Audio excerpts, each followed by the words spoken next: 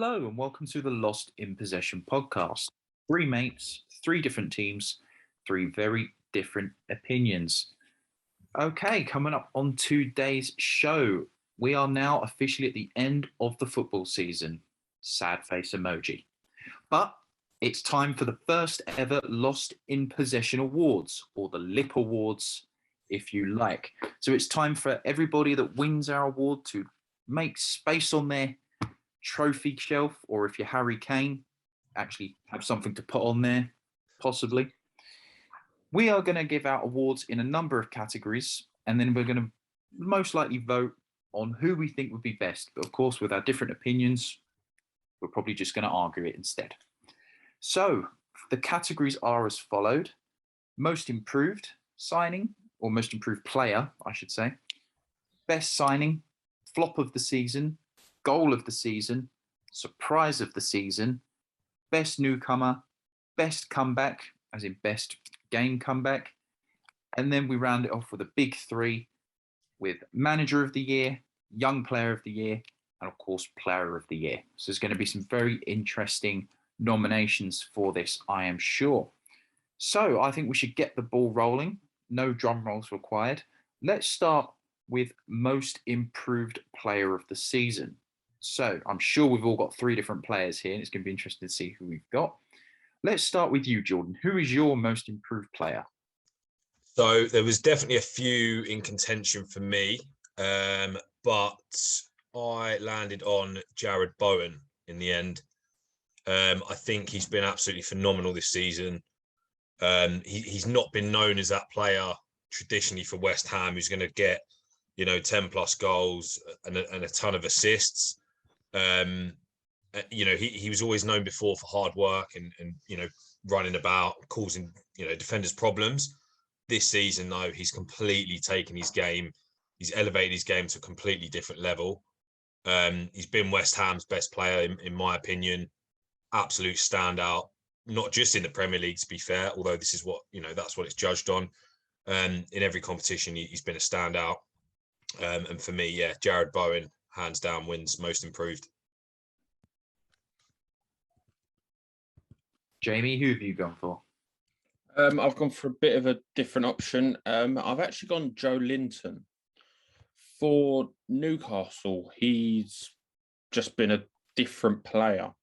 Obviously, probably not at the start of the season where Newcastle weren't great, but he seems to have been dropped back into more of the sort of centre mid role, and he's just flourished, I think. And I've heard a lot of Newcastle sort of talking about him, saying how good he has been for them. And when I watched him against City, to be fair, both home and away, he was someone who was just he just looked a different player. So yeah, he's the one who would get into my most improved, considering how bad that transfer looked at the start. No, yeah, very interested on both there. You've actually given me a lot to think about already. I've actually gone for something that I'm sure you'll both disagree with. The reason I've gone for this is, I'll explain in a minute. I've actually gone for Diego Jota as the most improved player. Yeah, I can see you roll your eyes. I'm aware. I know he's a good player, and I know he's a very good player. But I think he's carried a lot of the weight on his shoulders for Liverpool this year. I mean, you could say that Liverpool would still be where they are without him. But I think in the case of, when Mane's been absent or Salah's been absent, even Firmino, I think he's carried it very, very well. He's contributed with goals, he's contributed with assists, and he's been an all-round threat in the box. And his game has improved. And a lot of players or a lot of teams, you take off one of those players and you think, who can I bring on that's going to change a game for us? And I think he is that player now. I think he's surprised a lot of people and shown a lot more leadership and quality than I think we already knew he had, but he's shown it in a lot more different ways. His all-round game has improved, and I think he could cement himself in that first team squad next season.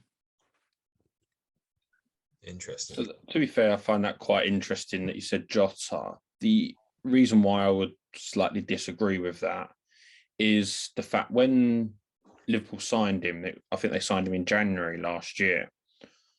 He actually hit the ground running.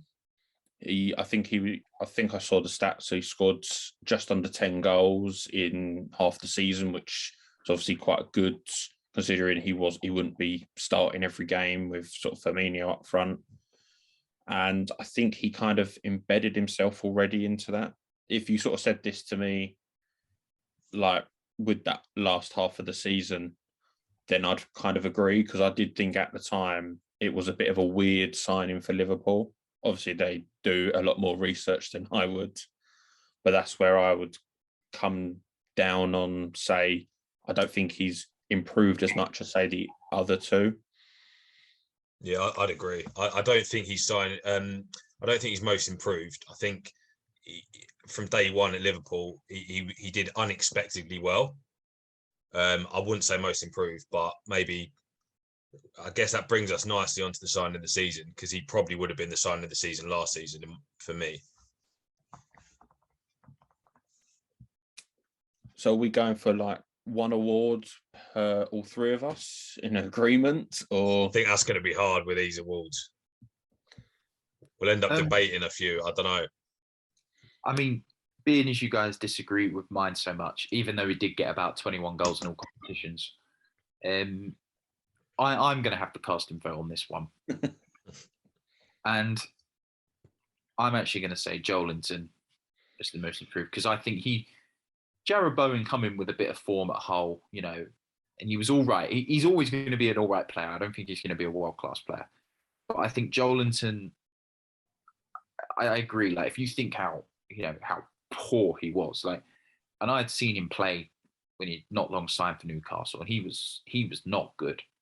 And all that money spent on him and everything like that, he just didn't look a good player, and he's completely been revitalised just by a slight position change. So it's going to have to go to Joelinton.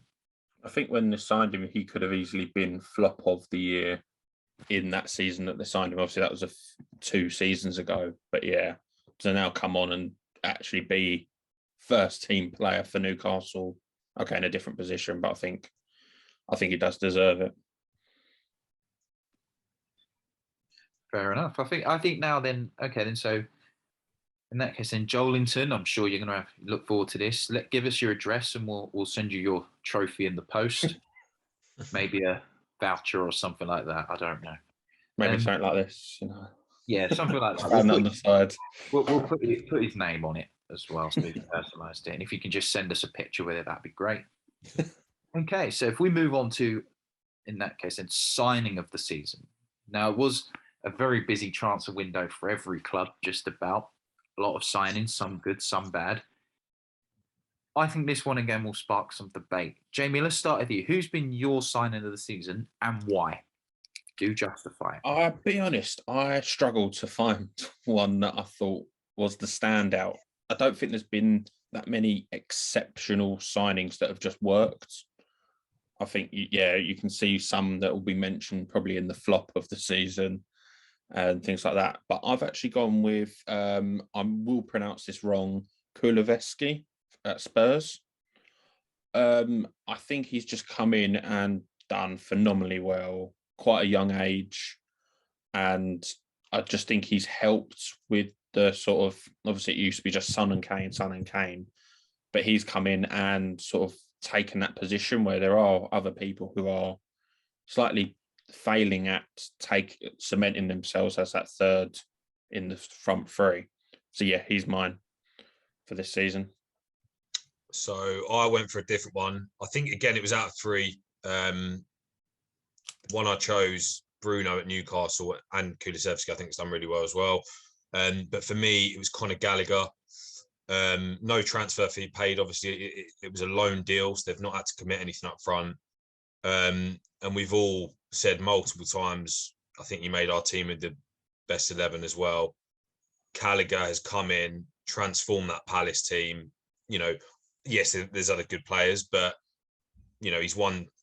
A lone player has won Crystal Palace's Player of the Season, so that in itself tells you everything you need to know. Pundits alike, fans have all been saying how good he was, and part of the reason that Palace have been so successful is because of the signing of Conor Gallagher. And the fact they didn't have to pay any money for it makes it even better signing for me. Yeah, very fair points. I've been torn between about 4 players here, so I'm going to choose one. I'm going to give some honorary mentions. I'm actually going to go with Diaz at Liverpool. I think for someone to be brought in January and to actually have such a significant impact is very, very rare. And he's hit the ground running. You know, he's been contributing left, right, and centre, and his all-round game has just been world class. And I think Liverpool will only get better with him in the side. So I'm going to give it to Diaz. I think he fully deserves it. But honorary mentions do go to Kuleveski, you know, and I do think Konate at Liverpool has been very, very good. And I also put Ben White in there because I think a lot of people laughed at the £50 million price fee. But if you look at the way he's played as a defender, that defence has been rock solid. And a lot of that's because of him. So, yeah, I'm going to stick with Diaz on this. Who do I give the casting vote to? Oh, dear. Well, I was going to say, I think you both mentioned Kulusevski, and he was third on my list. So he's probably just edged it, I'd say. Yeah. Okay. I think also what slightly, I know what you're saying with the Diaz, I think slightly goes against him is the half the season. I know, to be fair, Kulusevski hasn't actually been playing the whole season either. I think that slightly can go against him. But he also, you mentioned about being on loan. He's also on loan at Spurs, technically, although there's a buyout clause, which I'm sure will be accepted either this summer or next. I think that's the way. It's like a 2-year loan. But I'm happy to take two out of 2 with my choices. Was he half season signing Kulusevski? Yeah, he signed in January on an 18-month loan, I think. I feel like Gallagher's been robbed here, to be fair, but it is what it is. I didn't realise that, I'll be totally honest. Yeah, he's been playing all season. Yeah. I think Kuleveski. I'd say Kuleveski then. I think that's fair. So again, Kuleveski, your trophy's in the post with some IKEA furniture as well. Fuck. Thanks. Okay, then. So we go from the best signing of the season to now the flop of the season. Again, you've got to justify your answers here. Stats can help, but it'd be nice to know why you think this player has not been very good. I mean, I'm sure a lot of people would have a lot of agreements here. So I'm going to get the ball rolling on this one. I'm going to say the flop of the season for me has been Romelu Lukaku. I know I'm not Jack Grealish's biggest fan, and I never have been, but his all-round game for City has actually not been that bad. He's playing a different way, so I'll give him his dues there. But Lukaku he's not been very good. Not just on the pitch, but the way he's handled himself off of it has not been very ideal. You know, I understand why he wanted to come back to Chelsea, but don't do interviews telling everyone why you love Inter Milan and why you're not enjoying it at Chelsea. Just don't do that. So I think for the price they paid for him and the way it all worked out, it's just not been good for him. Jamie, what do you think? Yeah, to be fair, I was split between 2 players, and John ain't gonna like it because they're both at Chelsea. So Standard. Lukaku's one. He started off well. That's the thing. He went into a game, I remember, against Arsenal when they were getting thumped for the first 3 games, but he bullied that defence. He was exactly what you wanted from Lukaku. Then he's possibly fallen out with Tuchel, or he doesn't like the way Chelsea play. But you don't go and make an interview like that, especially, I think it just came out at an awful time when Chelsea started dropping a few points.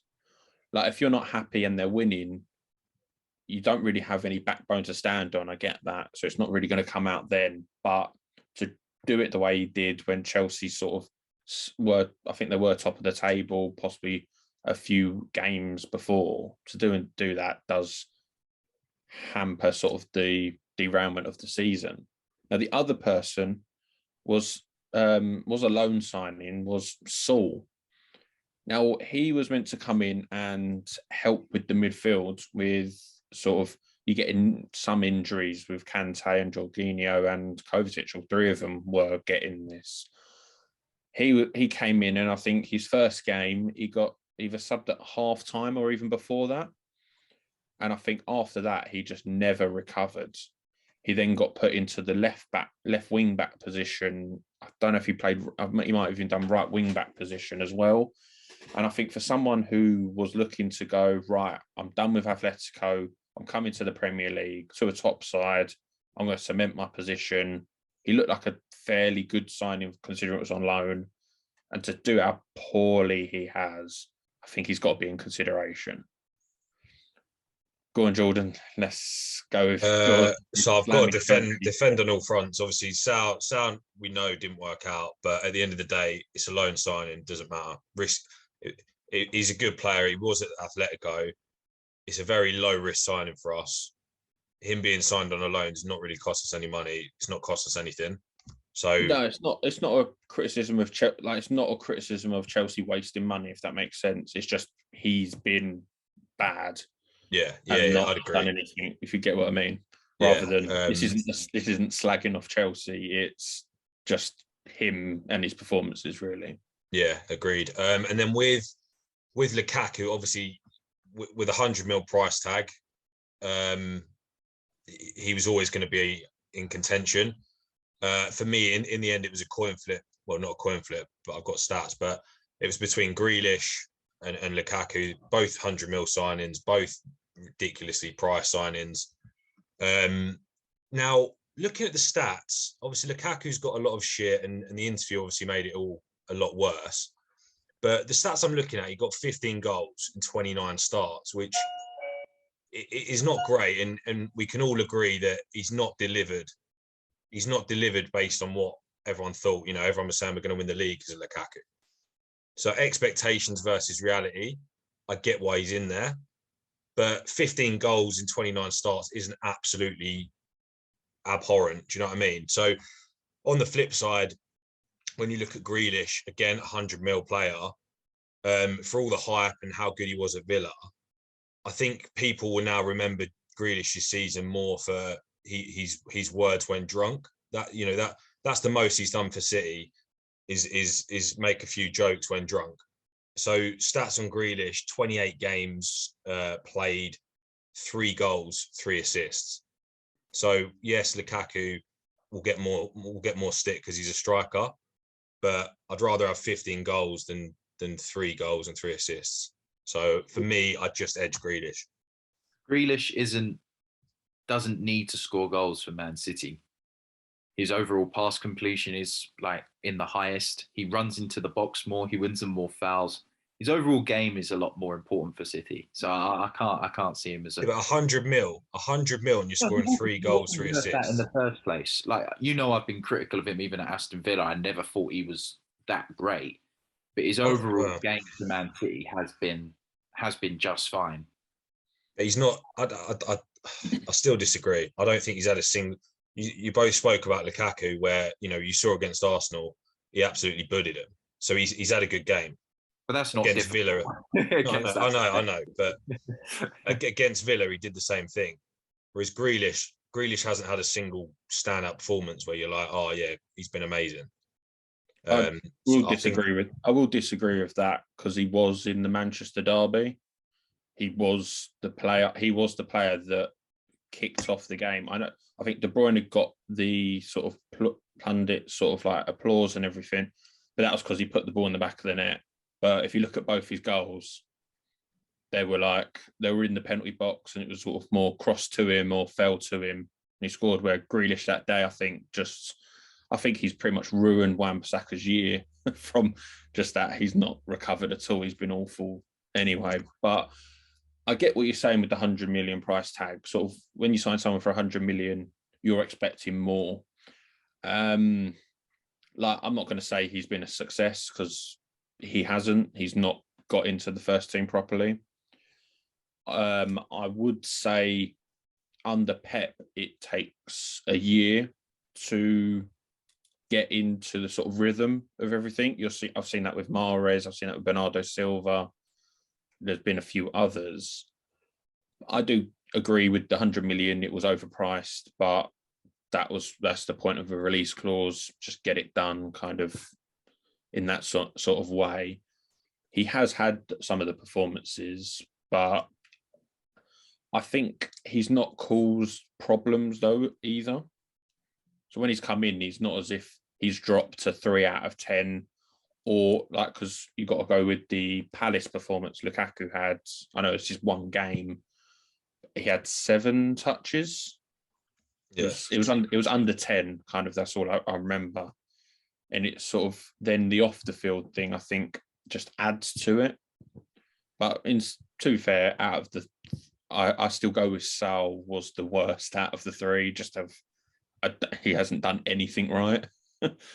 But obviously, I know it's a loan deal, so that does factor into over the £200 million players. Yeah, I think if you're going to give Grealish slack and go, oh, it takes him a year under Pep, then you got to give the same for Lukaku. The only difference, I get what you're saying. To be fair, I'm not saying he was a success because he wasn't.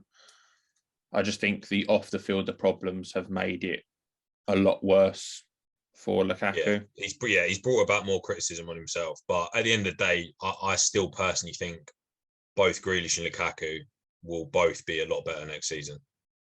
Oh yeah, definitely. I would agree. So did you give it Sol then? I'm happy to. Yeah, I don't mind. I'm not telling Lukaku. I'm not going to tell him. So, could give it to Sol. I mean, you are right. He has been poor. Like it's been very, very bad from him. So I think he's been subbed off at half time or before that. Twice, yeah. Twice, yeah. I know it was more than once. So it's just not worked out for him at all. And we won't be seeing him next season. Definitely at Chelsea. I doubt it. Okay, I think we can all agree that Sol probably deserves that then, if we take everything else into consideration. Okay, interesting. Well, Sol, your reward is on its way. We'll send it back to Spain, don't we? Yeah, we'll send it to the Atletico Stadium. We'll make sure Simeone gives it to you. Absolutely fine. Okay, then that's interesting. So, okay, we move on from flop now to actual goal of the season. Okay, there's been some worldies throughout the course of the season, volleys or beautiful football where it results going into the back of the net. You know, anything like that, or importance of the goal as well can always be remembered. I think we are probably going to draw it down to quite an obvious couple here. So Jordan, let's start with you. What would you say is your goal of the season? So I was very, very tight on 2. Both games involved Liverpool. First and foremost, it was between Mo Salah's solo goal against Man City, the little run, cut inside, sort of goal. I think it was near post or something like that. And it was also between that and Kovacic's sort of scissor kick volley against Liverpool. Both world class, both unreal for different reasons. I've got to go with the goal that I saw in person, so I can definitely vouch for how ridiculous it was. I'll go with Kovacic. Simple reason is if you watch it back, that you see volleys every season, you see screamers every season, you see a bit of solo goals every season. I've never seen a volley with that technique where if you watch it close, it's up in the air, but he's walking backwards. So he's like walked backwards 2 steps whilst it's in the air and then scissor kicked it forward. I've not seen that technique ever before.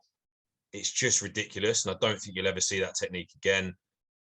Plus, obviously, it was a big game as well. I think it drew us level at 2-2. And obviously I saw it in person. So I'm just going to go with Kovacic for the volley against Liverpool.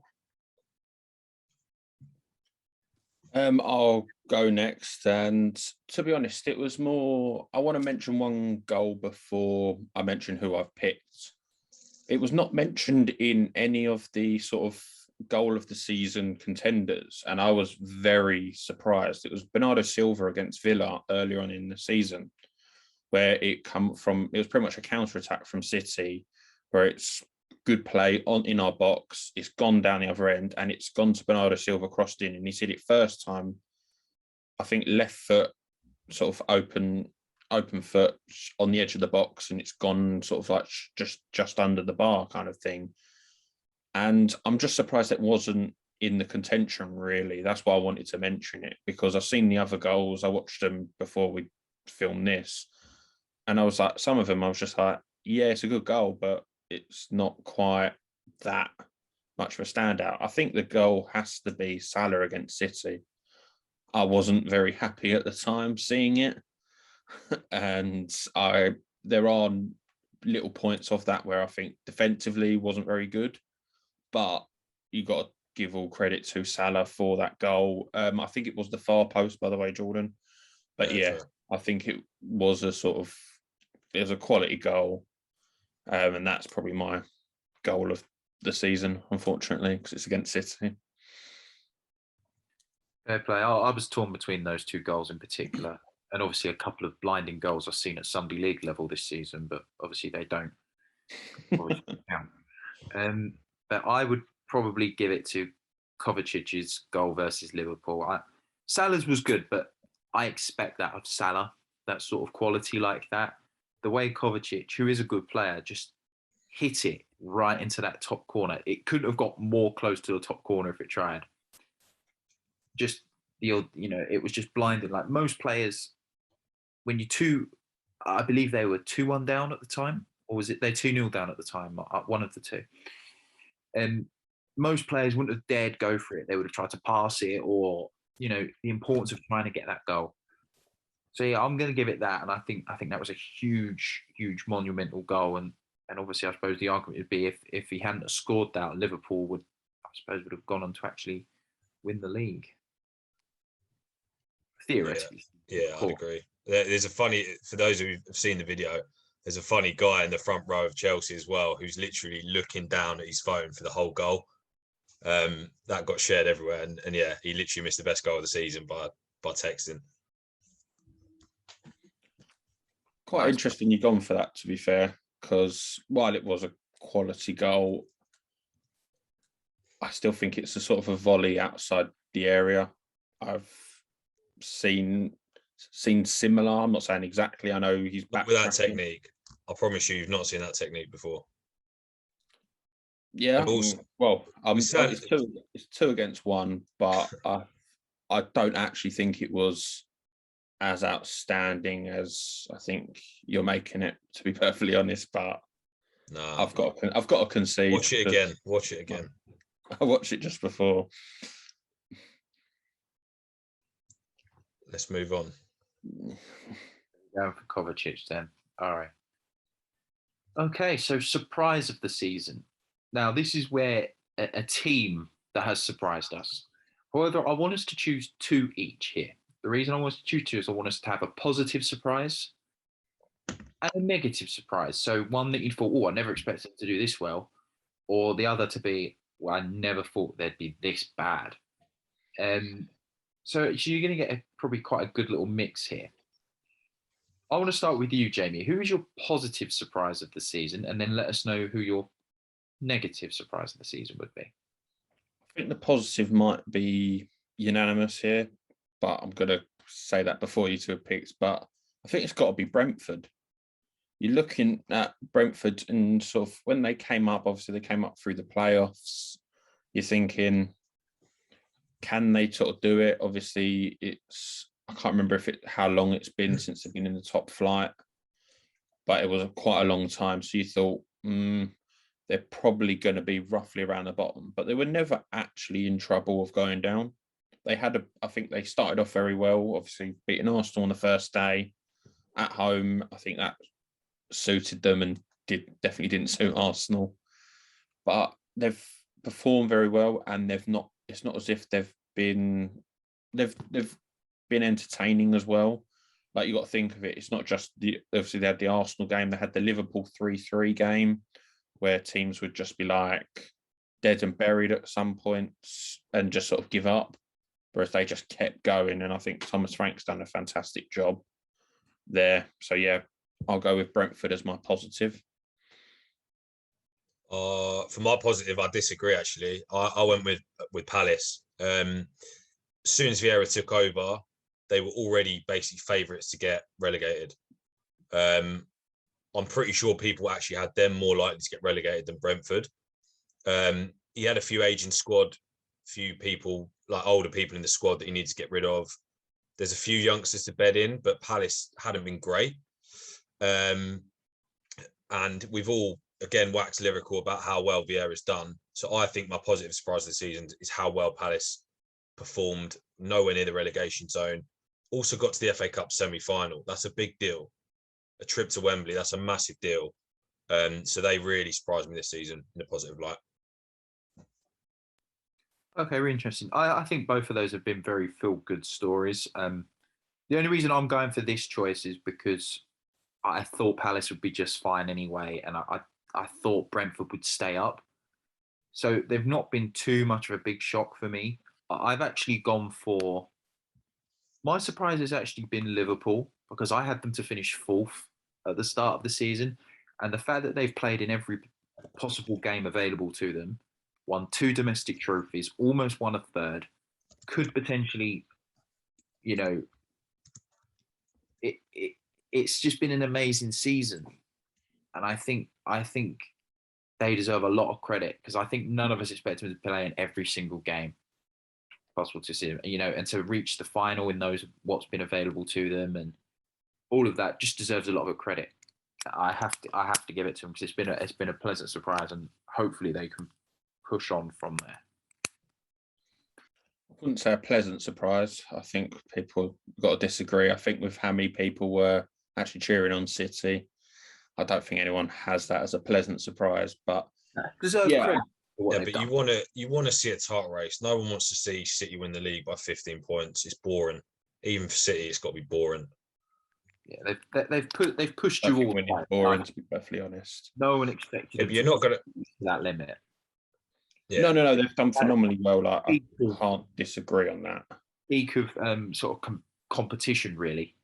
I think that's why they deserve a lot of credit. I think a lot of us, most of us probably would have thought, okay, they'll be there and thereabouts anyway. But I think quite a lot of people did put third, fourth for Liverpool because there wasn't anything that anybody thought, oh, they've done this well, but they've just pushed on. Sorry, no, I was just going to say, because as you said, like although everyone writ them off, everyone writ them off to third. So they've gone from third, to second. Palace have gone from potentially getting relegated to 10th? Similar with Brentford as well. The expectation versus reality has been a lot higher than, one league position. No, it's more but you also got to think that everyone just thinks Liverpool right off the cups because that's what they've previously done.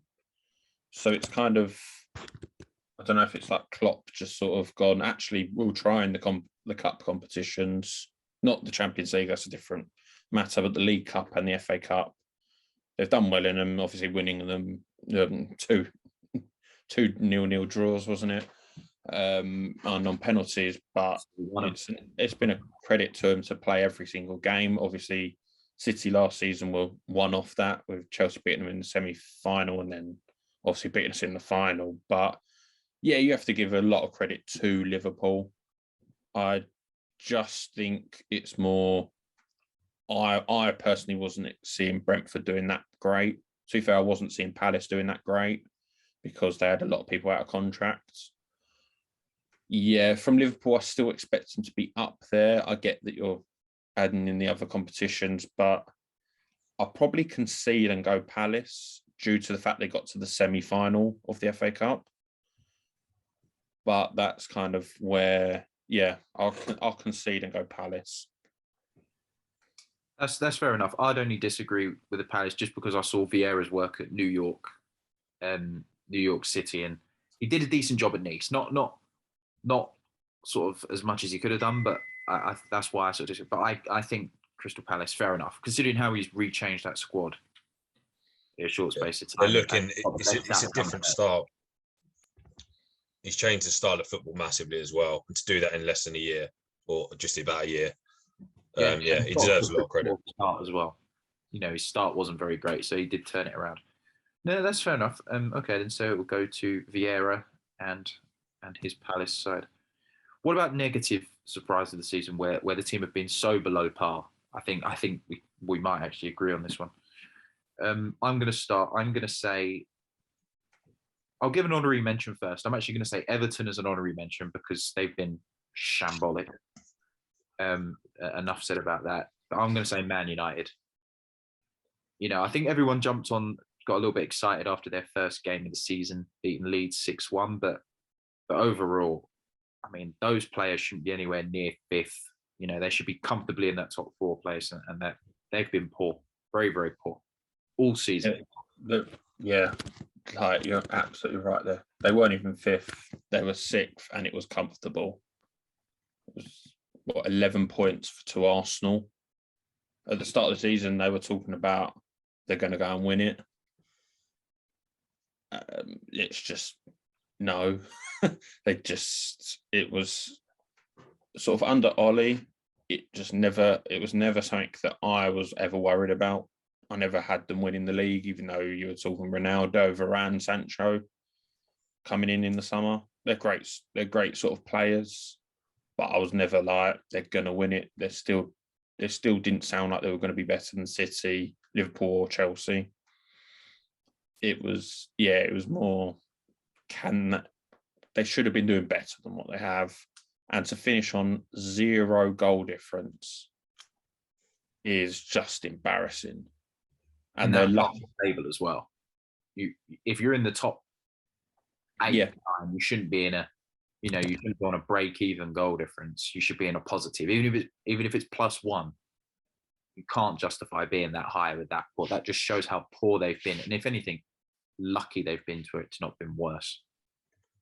Yeah, and with West Ham on the final day, if they went 1-0 up against Brighton, if they do that, then United are in the Conference League. And I don't see any other team but United. It's been a joy to watch them be absolutely useless. And long may it continue. Yeah, I couldn't agree more. Again, Everton, sort of honourable mention. They were a little bit plagued with injuries, and the Rafa appointment obviously caused a bit of kind of controversy and stuff. So I think that kind of triggered Everton, but Everton don't belong in the relegation zone, as we know. But not even close. Man United have to be the bad surprise of the season. The squad they've got, the money spent over sort of a decade. We talk about City and their money. United have spent more. United have spent $1 billion and almost got nothing to show for it. Jamie touched on it. Zero goal difference when you've got Cristiano Ronaldo up front. You've got Sancho for 80 mil. You've got Rashford. You've got even Lingard, who we saw how good he can be at West Ham. And then on the flip side, everyone was waxing lyrical about Luke Shaw. I made my opinions clear on Shaw, but Shaw, Wan-Bissaka, Varane, and Maguire. How on earth is that team on a 0 goal difference? It's absolutely abysmal. And you're right. Even on the last day when they need a result to get in Europa League, they still go and lose, and luckily get sorted out by Brighton. But honestly, United by far and away the bad surprise of the season, and I don't see Ten Hag pulling off a miracle, to be honest. It's been the manner of the defeats as well.